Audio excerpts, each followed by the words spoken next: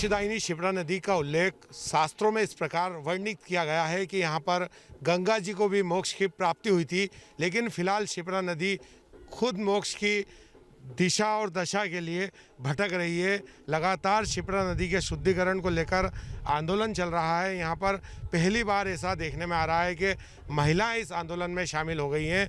देख सकते हैं आप किस तरीके से शिप्रा करे पुकार, बंद करो अत्याचार, साथ ही खान डाइवर्शन को लेकर भी यहाँ पर मुद्दा उठाया गया है। सिंहस्थ महापर्व के बाद शिप्रा नदी के जो अन्य नदियाँ हैं जो जिनमें केमिकल मिलता है, उन्हें हटाने के लिए यहाँ पर खान डाइवर्शन एक योजना बनाई गई थी, जिस पे लगभग 100 करोड़ रुपए का खर्च किया गया था। लेकिन फिलहाल शिप्रा नदी की हालत बेहद गंभीर है। यहाँ पर जो प्रदूषण विभाग ने जांच की थी, उसमें यह पाया गया था कि यह पानी पीने तो ठीक, आचमन करने योग्य भी नहीं है। फिलहाल इस पूरे मामले को लेकर एक महिला नेत्री नूरी खान जल सत्याग्रह कर रही हैं। ये पहला मौका है जब किसी महिला ने शिप्रा नदी को प्रदूषण से बचाने के लिए यहाँ पर जल सत्याग्रह शुरू कर दिया है। इसी रामघाट के किनारे साधु संतों ने भी यहाँ पर आंदोलन किया था, उन्होंने भी अपनी मांग रखी थी, लेकिन फिलहाल सरकार की ओर से कोई ठोस कार्रवाई नहीं हुई है। इसी की वजह से नूरी खान पानी में उतरी हैं। क्या मांगे आपकी बेसिकली? देखिए, लड़की हूँ, लड़ सकती हूँ। 2004 6 करोड़ रुपए खर्च किए गए। 2016 खान डाइवर्शन के नाम पर 100 करोड़ रुपए खर्च किए गए। नर्मदा शिप्रा लिंक योजना और शिप्रा को प्रवाहमान बनाने के लिए 500 करोड़ खर्च किए गए। 650 करोड़ का घोटाला हुआ है, भ्रष्टाचार हुआ है। ये सरकार खुद को हिंदूवादी कहती है। शिप्रा महज एक नदी नहीं, बल्कि पौराणिक और धार्मिक रूप से मोक्षदायिनी नदी है।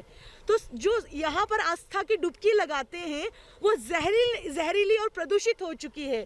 16 गंदे नालों का जल शिप्रा में मिल रहा है। जल सत्याग्रह शुरू किया है, अंतिम सांस तक डिगी रहूंगी, अड़ी रहूंगी। और शिप्रा की ये लड़ाई, क्योंकि शिप्रा किसी जाति या धर्म की नहीं, पानी पिलाती है, हिंदू को भी पिलाती है, मुसलमान को भी पिलाती है। इसके लिए मैं अपनी अंतिम सांस तक लड़ती रहूंगी। क्या मांगे आपकी? क्या होना चाहिए? शिप्रा नदी शुद्धिकरण को लेकर तो आंदोलन चल रहा है, लेकिन होना क्या चाहिए? क्या मांगे आपकी?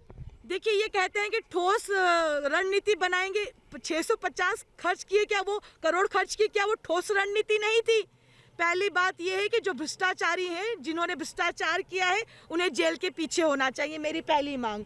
और तुरंत निराकरण निकाला जाए कि खान का डाइवर्शन हो सके और जो 16 गंदे नाले हैं उनका डाइवर्शन हो सके, क्योंकि मलमूत्र मिल रहा है। मध्य प्रदेश प्रदूषण बोर्ड की रिपोर्ट है कि इस पानी को डी कैटेगरी में रखा है, यानी कि ये जहरीला और प्रदूषित हो चुका है। पीना तो दूर की बात, नहाने के लिए भी खतरनाक है। तो इसके लिए जब तक मुझे माकूल जवाब नहीं मिलता, आंदोलन जारी रहेगा। सरकार तो 13 महीने कांग्रेस की भी रही थी, कांग्रेस ने भी हर बार चुनावी मुद्दा इसे बनाया है। आप कांग्रेस का प्रतिनिधित्व करती हैं, क्या हुआ कांग्रेस के कार्यकाल में? देखिए, 13 महीने में तो रणनीति ही बन पाती है, उनका क्रियान्वयन नहीं हो पाता है। ये जो 650 करोड़ खर्च हुए हैं, ये पिछले 20 सालों में खर्च हुए हैं, जिसमें 18 साल की कौन था सरकार में, आप अच्छे तरीके से जानते हैं। ऐसी सरकार जो खुद को हिंदूवादी कहती है, लेकिन साधुओं की भी बात नहीं सुनती है। कांग्रेस ने 300 करोड़ रुपए महाकाल उत्थान के लिए भी दिए हैं।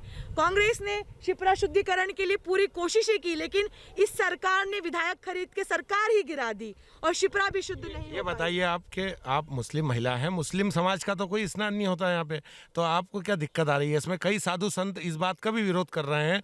उनका ये कहना है कि हमें किसी कांग्रेस नेत्री के समर्थन की कोई आवश्यकता नहीं है। देखिए, जब नदी बहती है तो अपना पानी पिलाने से पहले ये नहीं पूछती कि तुम हिंदू हो या मुसलमान हो।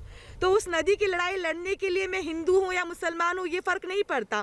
बल्कि मेरा धर्म भी यही कहता है कि हमारे शहर की नदियों को पाकीज़ा और पवित्र बनाने के लिए हमें जो भी करना पड़े वो करना चाहिए। मैं अपने धर्म का पालन भी कर रही हूँ और मैं ऐसे लोगों से नहीं पूछूंगी जो खुद धार्मिक जहर फैलाने का काम करते हैं। नदी भी धर्म नहीं पूछती, मैं भी लड़ूंगी बगैर किसी धर्म के।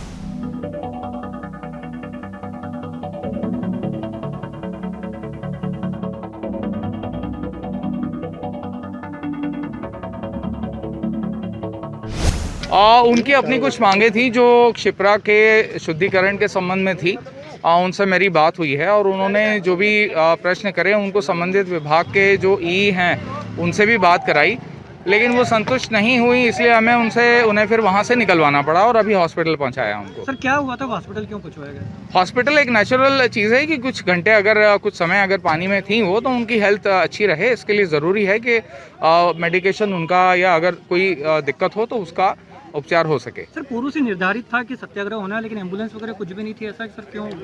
एम्बुलेंस की बिल्कुल पास में ही है यहाँ पे और उनको ऐसी कोई अभी दिक्कत भी नहीं है। ये तो केवल एहतियातन जो है डॉक्टर्स को दिखाने के लिए जो हमारा प्रोटोकॉल होता है उसके हिसाब से। सर उन्होंने अब इसके बारे में तो वही बता पाएंगे। तो सर उन्होंने जो मांगे रखी है, आपके आगे आप पहुँचाएंगे क्या जो मांगे?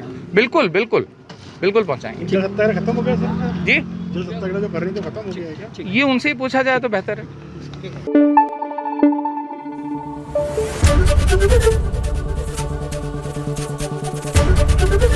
एबीपी न्यूज आपको रखे आगे।